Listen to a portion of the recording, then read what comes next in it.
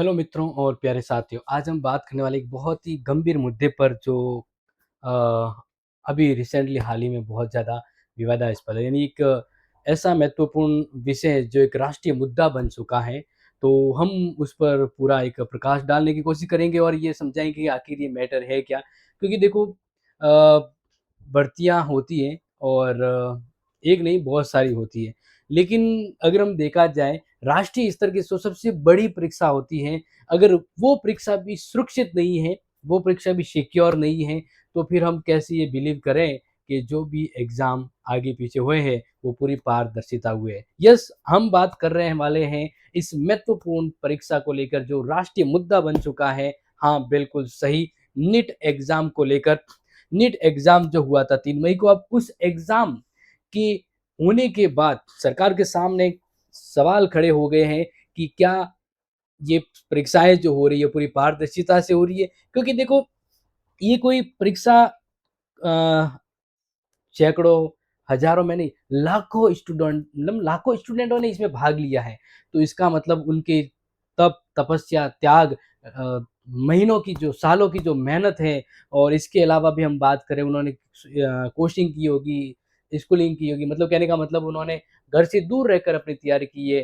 तो इस परीक्षा के देने के बाद उनका जो भविष्य है, अभी भी वो अंधकार में लटका हुआ है। यानी ये जो परीक्षा है ना प्यारे विद्यार्थियों, अगर हम बात करें दोस्तों, तो इस परीक्षा से स्टूडेंट का क्या दोष है? उन छात्रों का क्या दोष है जो अभी उन भविष्य अंधकार में लड़ रहा हुआ है? क्योंकि अगर बात करते हैं तो ये सिस्टम की गलती है। थोड़ा-सा इसमें मैं और डिटेल में एक्सप्लेन करना चाहूँगा क्योंकि 22 लाख से ज़्यादा छात्र या छात्रों की कड़ी मेहनत है, वो नीट एग्ज़ाम के तहत होती है। क्योंकि इन लाखों स्टूडेंटों ने कड़ी मेहनत की होगी, रातों की नींद तक को त्याग दिया होगा और नतीजा नतीजा सिर्फ एक झटके में सरकार ने परीक्षा रद्द कर दी। एक ही झटके में कैंसल कर दी। जैसे अभी रिसेंटली आपने देखा होगा एसआई की भर्ती जो थी, जिसमें सिलेक्शन तक हो गया, जॉइनिंग तक हो गई और सरकार हाँ ना, हाँ ना करते अंत में आके सरकार ने कहा परीक्षा दोबारा करवाई जाएगी। तो मतलब कितनी गुज़रती है उस पर, वो सोचिए। क्योंकि जिस पे गुज़रती है ना, वो उस चीज़ को समझ पाता है। तो जी हाँ, ये जो नीट एग्ज़ाम 2026 जो हुआ है, आधिकारिक तौर पर, ऑफ़िशियली तौर पर इसको रद्द कर दिया गया है और ये जो परीक्षा है प्यारे दोस्तों, ये 3 मई को अगर हम बात करें, 3 मई को हुई और इस परीक्षा के खुलासे भी हुए। देखो पहले तो हम बात करें जब कोई परीक्षा होती है और फिर अगर पेपर आउट होता है तो सवाल मतलब ये सामने आते हैं, न्यूज़ में वगैरह आते हैं, लेकिन जो मुख्य एजेंसियाँ है वो मना करती है। लेकिन जब ये पेपर इतना बड़े लेवल का जो एग्ज़ाम था, ये हो गया रद्द, तो पूरे देश को हिला के रख दिया। पूरे देश को हिला के रख दिया कि आखिर नीट पेपर जो ये लीक हुआ है, ये हुआ कैसे? कहाँ से हुआ? इसके तार कहाँ तक जुड़े हुए हैं? तो हम इस वीडियो में इस महत्वपूर्ण जानकारी को शॉर्ट एंड ब्रीफ में समझ जाना चाहेंगे। देखो प्यारे विद्यार्थियों, बात करते हैं इस मामले की शुरुआत की। तो 3 मई 2026 की अगर हम बात करें तो देश भर के अलग-अलग सेंटर पर नीट का जो है वो एग्ज़ाम हुआ। नीट की परीक्षाएँ हुई। परीक्षा जो है वो अगर देखा जाए तो जस्ट होने के बाद ही सोशल मीडिया पर पेपर लीक के जो है वो दावे आने लगे कि पेपर लीक हो गया है, पेपर लीक हो गया है। लेकिन शुरुआत में नेशनल टेस्टिंग एजेंसी एनटीए जो इतने बड़े एग्ज़ाम को होस्ट करवाती है, अरेंज करवाती है, उन्होंने इस लीक के सोशल मीडिया के दावों को क्या कर दिया, खारिज कर दिया। उन्होंने कहा पेपर लीक नहीं हुआ। लेकिन जैसे-जैसे ये लीक के सबूत है वो सामने आते गए तो आखिरकार सरकार को झुकना पड़ा। क्योंकि कब तक इस चीज़ को छुपाया जा सकता है क्योंकि देखो ये नेट का मामला है ना वो पहली बार नहीं हुआ। अगर मैं नेट के मामले की बात करूँ तो ये ऐसा मामला पहली बार नहीं हुआ है। अगर शॉर्टली अगर बात करें तो देखिए 2013 में भी सिंगल मेडिकल प्रवेश परीक्षा के शुरू में मामला सुप्रीम कोर्ट तक पहुँच गया था लेकिन कोर्ट ने इसको असंवैधानिक रद्द कर दिया। इसी तरह 2016 की बात करें सुप्रीम कोर्ट ने वापस फैसला ले लिया था नीट फिर से लागू कर दी थी परीक्षा 2 चरणों में। इसी तरह से एक मामला आया था 2017 में जो तमिलनाडु में स्टूडेंट एस अनीता ने आत्महत्या कर ली थी, विरोध प्रदर्शन किया लेकिन सरकार ने खुद इस परीक्षा को कराने की मांग भी रखी थी। यानी नीट के जो इस तरह के मामले पहले भी हो चुके हैं जैसे 2019 की बात करें, 2020 की बात करें, 22 की बात करें, इस प्रकार से मामले होते गए। तो अब जैसे हम फिलहाल जो ये बात कर रहे हैं, इसके बारे में थोड़ा-सा आपको समझाना चाहूँ, तो पेपर लीक हुआ कैसे? वो बात करेंगे, लेकिन इस तरह से पेपर की अगर हम बात करें प्यारे विद्यार्थियों, तो इस बार पेपर जो लीक हुआ ना, वो बहुत ही शातिर तरीके से हुआ था। शातिर तरीके से कैसे हुआ? देखो, पहले हम बात करते हैं, पेपर लीक हुआ है ना, अब ये इस लीक पेपर की आधिकारिक घोषणा 12 मई को हुई कि ये पेपर जो लीक हुआ, अब ये एग्ज़ाम कैंसल हो जाता है। तो ऐतिहासिक तौर पर ये बड़ा फैसला तो लिया गया है, लेकिन इस परीक्षा की साख और पवित्रता खतरे में पड़ गई है। अब इसके साथ सीबीआई भी जुड़ गई है। अब इसके जाँच के दायरे बढ़ेंगे और देखते हैं आगे सौ कौन-कौन आता है। लेकिन बात करें, अब सबसे ज़रूरी बात तो ये हो जाती है प्यारे विद्यार्थियों कि आखिर ये पेपर जो है वो लीक हुआ कैसे? और अभी मैंने कहा बड़े शातिर तरीके से हुआ।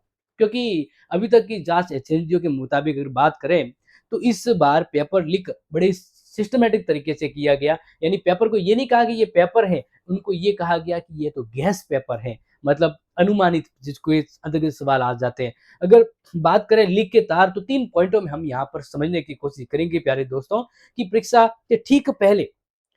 से ठीक पहले पेपर है व्हाट्सएप ग्रुप और कुछ संदिग्ध कोचिंग नेटवर्क के संपर्क में आ गया, और जो वो लीक हुआ उसमें इस प्रकार से प्यारे विद्यार्थियों और दोस्तों बात करें, तो इस प्रकार से लीक जो हुआ वो आप देख सकते हैं। इस प्रकार से हैंड राइटिंग रूप में, कंप्यूटर टाइपिंग नहीं, हैंड राइटिंग रूप में व्हाट्सएप पे उपलब्ध होने लगे। और आपको पता है सोशल मीडिया वायरल है तो चीजें फटाक से आगे चली जाती है। तो हैंड राइटिंग रूप में ये धल्ले से बिकने लगे, जैसे वो कोई प्रसाद बिकती है ना, उस प्रकार से वायरल हुआ। और इस गेस्ट पेपर में 400 से ज्यादा प्रश्न थे प्यारे दोस्तों, 400 से ज्यादा प्रश्न थे। नोट अच्छे से समझ लीजिएगा दोस्तों, क्योंकि जो असली पेपर था उससे हू बहू ये मेल खा रहा था। और जांच एजेंसियों से ये भी पता लग रहा है कि ये पेपर लीक की प्लानिंग तो 8 महीने से चल रही थी। कितने महीने से चल रही थी? 8 महीने से चली थी दोस्तों। अब बात करते हैं दूसरा पेपर लीक के बारे में, अगर पॉइंट ऑफ व्यू बात करें, तो इस लीक के तार मुख्य रूप से 3 महत्वपूर्ण राज्यों से जुड़े हुए थे। ये जो पेपर लीक हुआ ना, ये एक ही राज्य, 3 अलग-अलग राज्यों में इसके तार हैं वो सामने आते हैं, जिसमें राजस्थान का शिखर हम बात करते हैं, महाराष्ट्र का तो नासिक है, और तीसरा जो स्टेट हम बात करते हैं बिहार का नालंदा। इन 3 राज्यों में इस नीट पेपर लीक के तार है वो जुड़ते गए, खुलते गए हैं।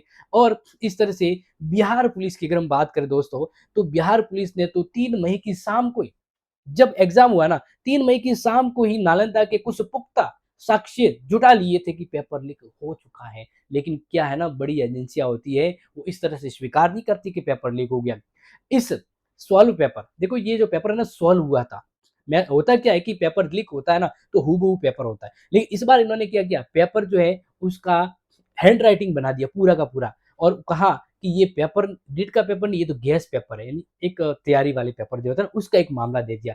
और ये पेपर आगे से आगे गए, लाखों में बिक गए। और अगर बात करें तो पैसे, मतलब सबसे दिक्कत तो ये थी कि राज्यों की तो परीक्षा लीक होती ही है। राजस्थान तो पेपर के लीक के मामले में सबसे नंबर 1 रहा ही है। अब राष्ट्रीय स्तर की, बड़े स्तर की एजेंसी अगर लीक हो जाती है, तो अब इस पर हम क्या कह सकते हैं? वैसे देखा जाए तो अब तक इस मामले में कई प्रमुख आरोपी और दलालों को गिरफ्तार तो किया जा चुका है। अब जैसे हम बात करते हैं दोस्तों, तो अब आगे क्या होगा? ये पेपर तो लीक हो गया है, अब आगे क्या होगा? तो जैसे कि अगर बात करें, तो अभी तक की जो हालिया रिपोर्ट जो आ रही है, उसमें ये कहा गया है कि नीट की परीक्षा दोबारा होगी, और 7 से 8 दिन में ये तय किया जाएगा कि वो परीक्षा कब करवाई जाएगी। ठीक है ना? पहली बात तो ये जान लीजिएगा। दूसरा, अब छात्र ये जो नीट वाले हैं कन्फ्यूजन होंगे, क्या दोबारा फॉर्म भरने पड़ेंगे वगैरह, मतलब एक्स्ट्रा चीज़ें जो है, अगर बात करें तो छात्रों को फिर से फॉर्म अप्लाई नहीं करना होगा। ये अभी तक की हालिया रिपोर्ट में उन्होंने कहा है कि छात्रों को फिर से अप्लाई नहीं करना होगा, दोबारा फॉर्म नहीं भरना होगा, और वापस दोबारा फॉर्म नहीं भरना है तो परीक्षा की शुल्क भी नहीं लिया जाएगा। ठीक है ना? और पहले से जमा फीस वापस की जाएगी। तो ये अभी तक की रिसेंटली अपडेट है। इसके अलावा अगर बात करें दोस्तों यहाँ पर, तो नोट कर लीजिएगा कि जल्द एडमिट कार्ड भी जारी हो जाएगा। देखो जैसे ही नई परीक्षा का शेड्यूल जारी हो जाएगा, एडमिट कार्ड भी शेड्यूल हो जाएगा और वो भी मिल जाएगा। मतलब अब आपको अगर कोई नीट का स्टूडेंट ये देख रहा है, तो उन्हें मैं बस कहना चाहूँगा कि अपने फ़ोकस रखिए, अपने एग्ज़ाम की ओर रखिए। हाँ, बहुत बड़ा ये दुर्घटना हो चुकी है, लेकिन अब जहाँ तक की अपडेट की बात करें, तो उन्होंने कहा है कि अब आपको अपनी ओर से कुछ नहीं करना है, नेशनल टेस्ट एजेंसी है ये और सरकार जो है वो पूरी तरह से इस पर कार्रवाई करेगी और सेंटर एग्ज़ाम सेंटर नहीं बदले जाएँगे, अमूमन वही रहने वाले हैं। अगर हम बात करें तो दोस्तों, यहाँ पर ध्यान रखिएगा क्योंकि देखो अब नेशनल टेस्ट एजेंसी जो है यानी एनटीए है, ये इसको चलाने वाले कौन हैं? अब सवाल तो ये भी बनता है ना कि इसको चलाने वाले कौन हैं? कहाँ से ये तार गुनते हैं? तो उसकी भी बात करते हैं। लेकिन फिलहाल ध्यान रखना नेशनल टेस्ट एजेंसी जो है, उसमें टोटल 14 लोगों की गवर्निंग बॉडी होती है, जिसमें प्रदीप कुमार जोशी जो है वर्तमान अध्यक्ष है, उपाध्यक्ष है अभिषेक मतलब महानिदेशक अभिषेक सिंह। इसके अलावा ये तो अध्यक्ष हो गए महानिदेशक। फिर आईआईटी के 3 डायरेक्टर जो जेईई एडवांस के चेयरपर्सन होते हैं, वो इसके मेंबर होते हैं। एनआईटी के 2 डायरेक्टर और सीबीसी सेंट्रल एजुकेशन के चेयरपर्सन हैं, जो रह चुके वो इसके सदस्य होते हैं। इसके अलावा नेक्स्ट बात करें आईसीईसीआर के डायरेक्टर, जेएनयू के वाइस चांसलर, इग्नू के वाइस चांसलर, यानी इस प्रकार से टोटल मिलाकर यहाँ पर बात करते हैं 14 लोगों की ये टीम होती है, जो मिलकर इस एग्जाम को अंजाम तक पहुंचाती है। तो अब यहाँ पर ये जब लाखों स्टूडेंटों ने जब इस एग्जाम में भाग लिया और ये पेपर जब आउट हो जाता है, तो देश में एक हड़कंप सा मच गया। इस खबर के बाद देश के बात करें छात्रों की बात करें, कि अभिभावकों की बात करें, तो गुस्सा फूट के बाहर आ रहा है कि लाखों मतलब समय भी गया, पैसा भी गया और मानसिक असंतुलन भी होता है।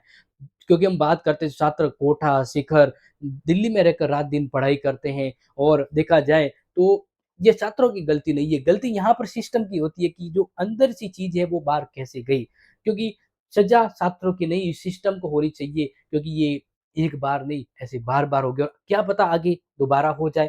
तो हम तो ये कहेंगे कि इस मामले ने अब जिस प्रकार से राष्ट्रीय स्तर पर ये घटना का माहौल उत्तेजित कर दिया है। अब इसमें पॉलिटिकल पार्टियाँ भी जुड़ गई हैं। विपक्ष पार्टियाँ तो संसद को पूरी तरह से घेर रही है कि इस प्रकार से अगर आप नेशनल सुरक्षा को लेकर लापरवाही करते हैं तो आगे और क्या मामला हो सकता है और किस प्रकार से आप सुरक्षा दे पाएँगे।